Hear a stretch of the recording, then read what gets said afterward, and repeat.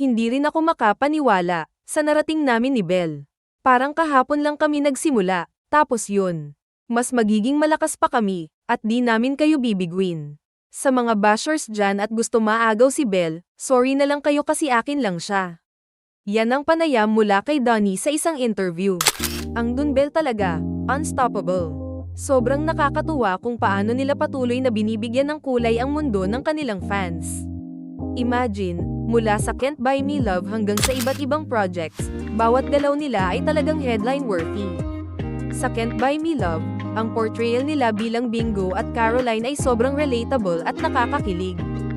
Hindi lang ito simpleng teleserye, it's a masterpiece na pinapakita kung gaano sila ka-dedicated sa kanilang craft. Ramdam mo yung effort at puso na binigay nila. Kaya hindi nakapagtataka na maraming nanguhumaling sa kwento nila. Tapos, sino bang makakalimot sa kanilang ABS-CBN Christmas IDs team? Kitang-kita na hindi lang sila basta performers, sila rin ay inspirasyon ng Pasko. Yung moment nila doon, parang nagsasabi na, this is our year, and we're here to spread joy. Sobrang sarap panoorin kung paano sila nag-blend in sa ibang artists. At para sa mas latest na chismis, subscribe at mag-like na sa channel natin. Salamat sa pagtangkilik, parang pamilya talaga. Pero syempre, standout pa rin ang Dunbel Magic, iba kasi ang aura nila, hindi ba? Pero wait, there's more.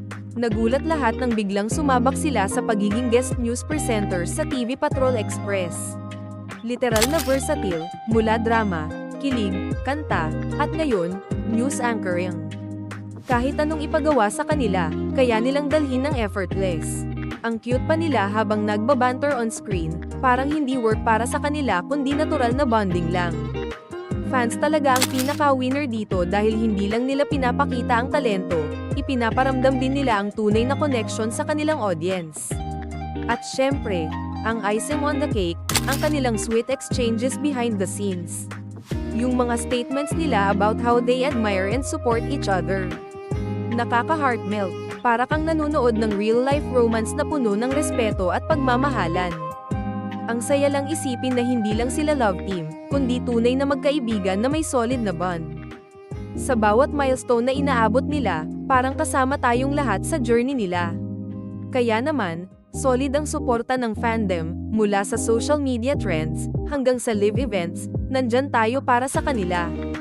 Ang Dunbel ay hindi lang simpleng love team, they are icons of hard work, talent, and authenticity. Kung ganito kaaga pa lang, ganito na sila kagaling, imagine kung ano pa ang maaabot nila sa mga susunod na taon. Basta Dunbel, walang talo.